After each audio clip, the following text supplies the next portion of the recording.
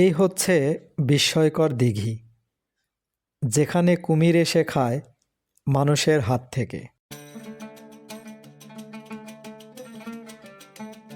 দেখতে পাচ্ছেন 525 বছরের পুরনো তরবারি। বিশ্ব ঐতিহ্যবাহী স্থানের তালিকাভুক্ত কি সুন্দর অসাধারণ মসজিদ!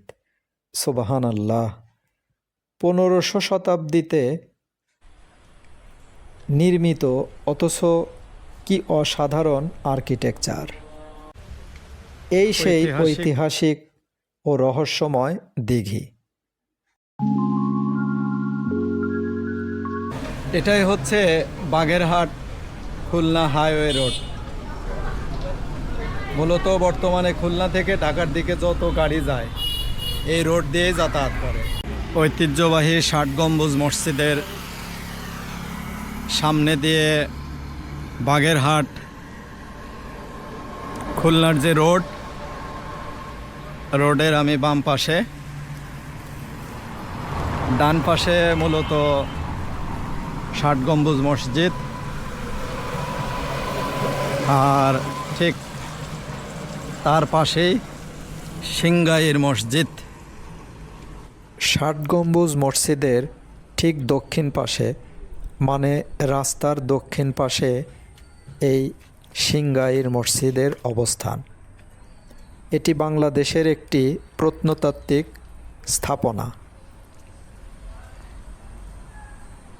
বাংলাদেশের ঐতিহাসিক মসজিদগুলোর মধ্যে অন্যতম সিংগাইর মসজিদটি মুঘল শাসন আমলে খান জাহান আলী নির্মাণ করেন।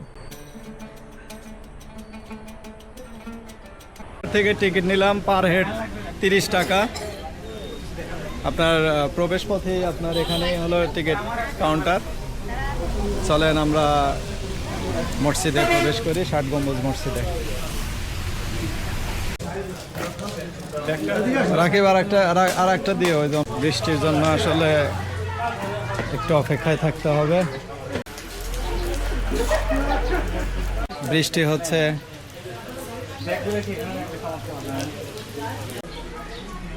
গুড়ি গুড়ি বৃষ্টি হচ্ছে। হ্যাঁ, ক্যামেরা লেন্সের উপরে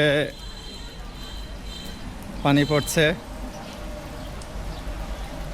আসলে অসম্ভব সুন্দর।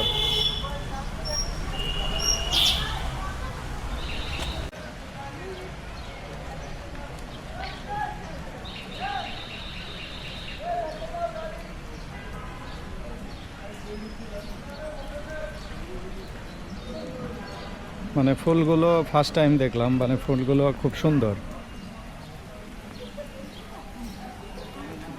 এটি বাগেরহাট জাদুঘর। 15 শতাব্দীর মুসলিম সুলতান খান জাহান আলীর শাসনামলের ইতিহাস, সংস্কৃতি, প্রত্নতত্ত্ব সংরক্ষণের জন্য 1995 সালে নির্মিত হয়। এখানে সেই সময়ের বিভিন্ন প্রত্নতাত্ত্বিক নিদর্শন দেখা যায়। মূলত এখানে ভিডিও করা নিষেধ। অনেকে ভিডিও করছে, সেখান থেকে নিয়ে কিছুটা দেখাচ্ছি। সামনের দিকে আগাবো। তবে এখানকার আসলে ন্যাচারাল ফুলগুলো কিন্তু খুবই সুন্দর, মানে একদম পরিপাটি।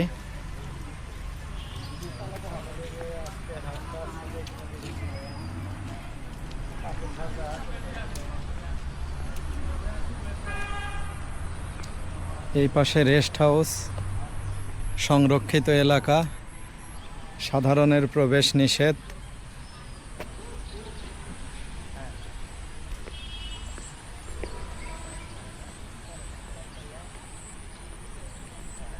দেখেন একদম বৃষ্টির পরে ন্যাচারাল এই গাছগুলো কিন্তু খুব অসাধারণ সুন্দর লাগছে।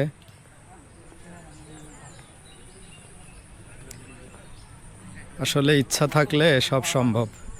গাছ দিয়ে দেখেন কত সুন্দর, টোটালি কিন্তু মানে গাছ দিয়ে সাজানো।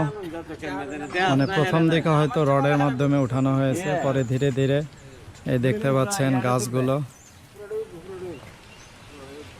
মসজিদের এটাই প্রধান ফটক। প্রিয় বন্ধুরা, আসুন আমাদের প্রিয় পর্যটন বিষয় নিয়ে কিছু কথা বলি। বিশ্ব ঐতিহ্যের স্বীকৃতপ্রাপ্ত 3টি স্থান বা স্থাপত্য আছে আমাদের বাংলাদেশে। তার মধ্যে এই অসাধারণ মসজিদটি অন্যতম। এখানকার স্টাফ, ব্যবস্থাপনায় যারা নিয়োজিত সবাই বেশ ভালো, কিন্তু কথা হচ্ছে ড্রোন উড়াতে গিয়ে পড়লাম বিপদে। মানে এখানে নাকি ড্রোন উড়ানো নিষেধ। কেউ বলছে অফিসে জমা রাখতে। এখানে ড্রোন উড়াতে ডিসি সাহেবের অনুমতি লাগে। কি আর করা, বাংলাদেশের আইন মানতেই হবে। ড্রোনের ভিডিওগুলো ডিলিট করে ড্রোনটি ফেরত নিলাম। ইচ্ছে করলে বাইরে গিয়ে উড়াতে পারতাম, কিন্তু আইনের প্রতি শ্রদ্ধাশীল, তাই উড়ালাম না।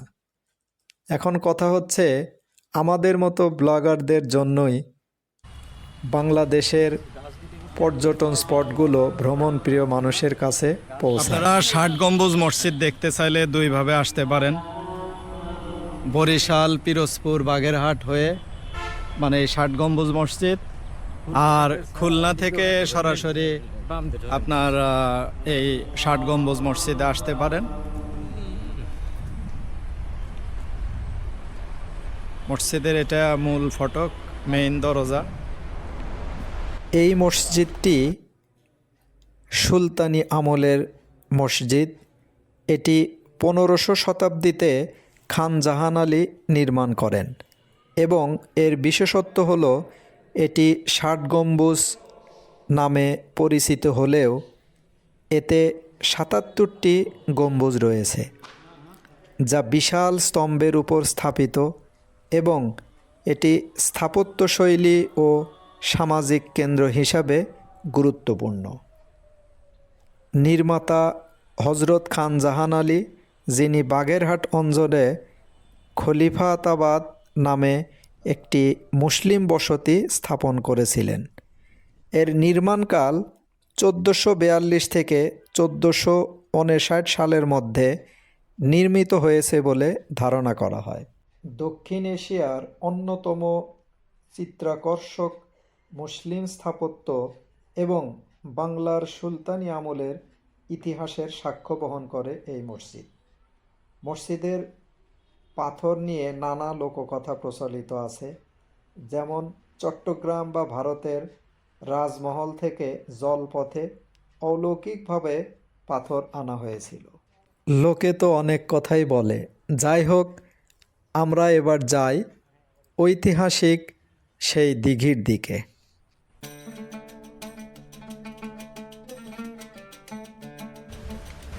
ঐতিহাসিক ঘোড়া দিঘি 60 গম্বুজ মসজিদের ঠিক পশ্চিম পাশে বিশাল দিঘি।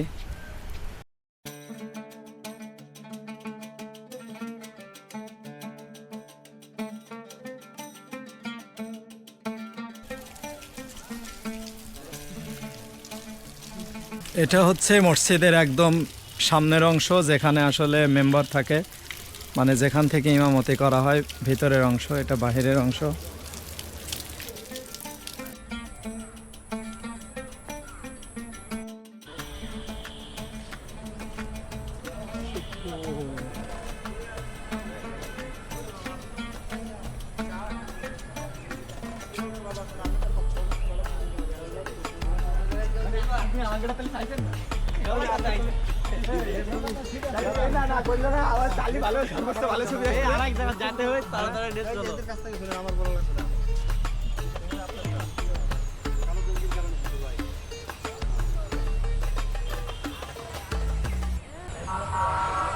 প্রিয় বন্ধুরা, এখানে কিন্তু অনেক পর্যটক আসবেই না কেন। সত্যি খুব অসাধারণ, হৃদয় শীতল করা একটি স্থান বা স্থাপত্য শৈলী। বন্ধুরা, আমরা এখন চলে যাব ঐতিহাসিক খান জাহান আলীর মাজার এবং দিঘির সেই কুমিরের কাছে। এখান থেকে অল্প একটু দূরেই মাজারের অবস্থান। মূল সড়ক থেকে মাজার রোডে চলে এসেছি। দুপাশে দেখতে পাচ্ছেন অনেক রকমের দোকান। এইগুলোর পূর্ণতা পায় মূলত ওরসের সময়গুলোতে।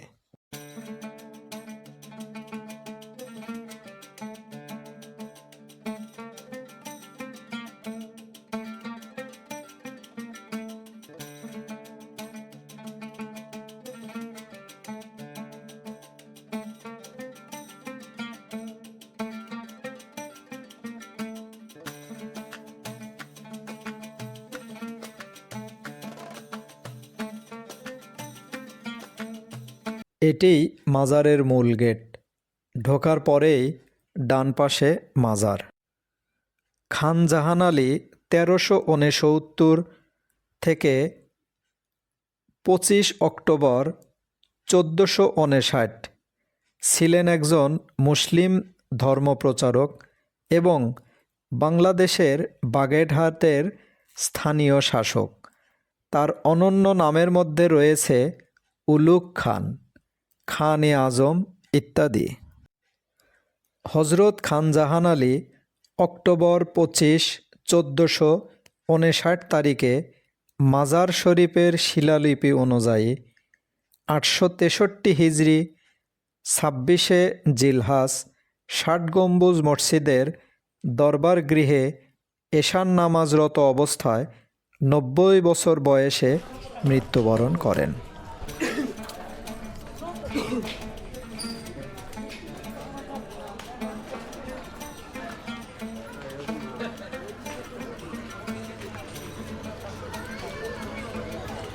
মাজারের যে বড় দিঘি পুকুর, সেই পুকুরের সিঁড়ি।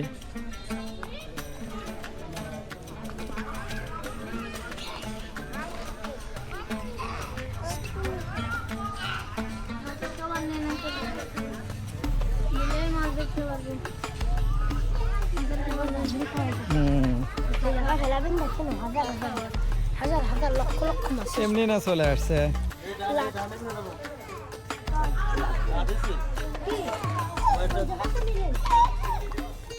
আমার দুই ভ্রমণ সঙ্গী খুব মজা করে মাছকে খাওয়ার দিচ্ছে, তবে ভয় কুমিরের। খান জাহান আলী কর্তৃক প্রবর্তন কথিত আছে হজরত খান জাহান আলী এই দিঘিতে কালা পাহাড় মানে পুরুষ এবং ধলা পাহাড় নারী নামে দুটি মিঠা পানির কুমির ছেড়েছিলেন, যা বংশ পরম্পরায় এখানে বাস করে আসছে। মূল কুমির দুটি মারা গেলেও তাদের বংশধররা এখনও দিঘিতে রয়েছে এবং দর্শনার্থীদের কাছে এটি একটি বড় আকর্ষণ। তবে এই মুহূর্তে কুমির জীবিত আছেন কি না বিস্তারিত তথ্য পাওয়া গেল না।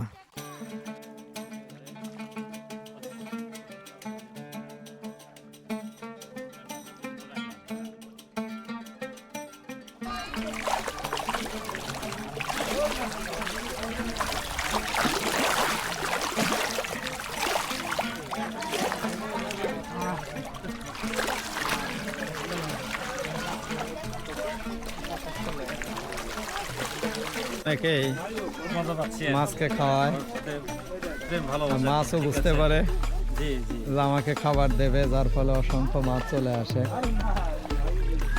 বাচ্চারা মাছের খাবার বিক্রি করে 10 টাকা। তো যাই হোক, বাচ্চাদেরও উপকার হলো, মাছেরও উপকার হলো, দর্শনার্থীও মজা পেল। খান জাহান আলীর মাজারের ওরস মূলত প্রতি বছর বাংলা পঞ্জিকা অনুযায়ী 25শে অগ্রহায়ণ বা চৈত্র মাসের পূর্ণিমার দিন হয়ে থাকে। মাজারের খাদেমরা এই ওরসের আয়োজন করেন, যা 2 দিন ব্যাপী চলে এবং দেশ বিদেশের ভক্তদের সমাগম ঘটে।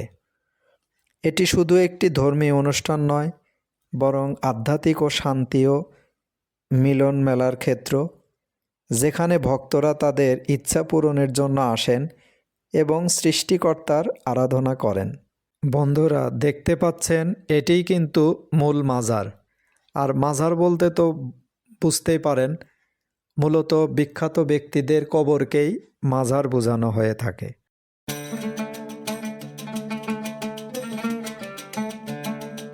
প্রিয় বন্ধুরা, ভিডিওটি ভালো লাগলে অবশ্যই লাইক করবেন আর উৎসাহ দেওয়ার জন্য প্লিজ চ্যানেলটি সাবস্ক্রাইব করবেন। সাথে থাকার জন্য অনেক অনেক ধন্যবাদ। আল্লাহ হাফেজ।